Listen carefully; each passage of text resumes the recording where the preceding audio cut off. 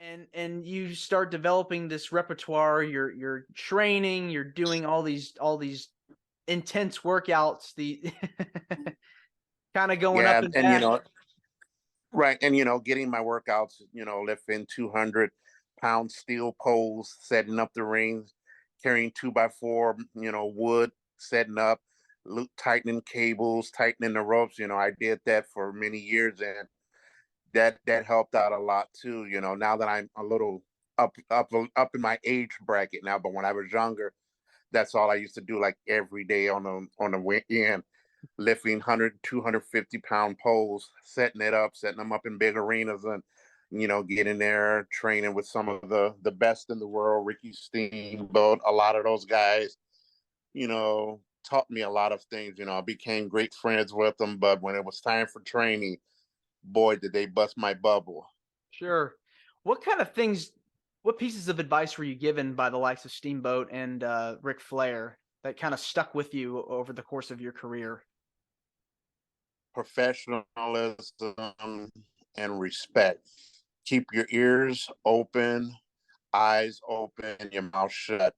And that's how you would gain the respect from a lot of the older veterans. And that's what I did. I carried around a notebook. I was always, yes, sir, no, sir, being very respectful. With me coming from a humble, respectful background, I knew right then and there that's what something that I wanted to do, being respectful. But, once WCW had gotten sold out, that kind of hurt me.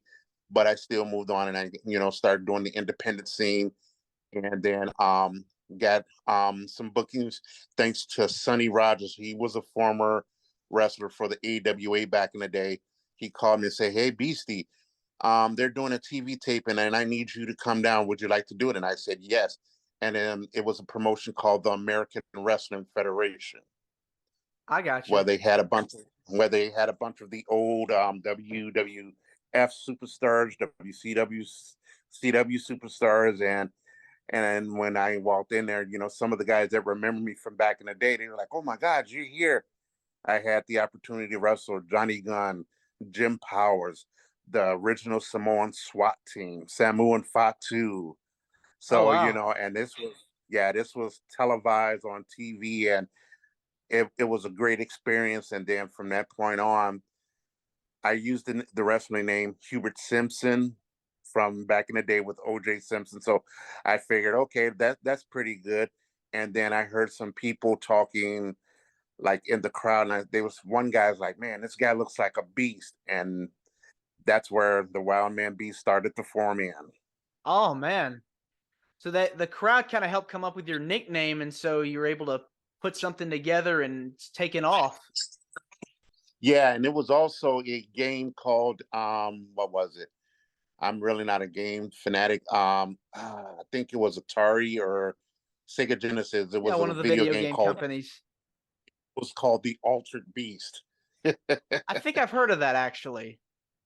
Yeah, Yeah. yeah, and I started using that, and then it's like, okay, I had to change it because of copyright infringement. So I said, okay, how about I just go as the Wild Man Beast?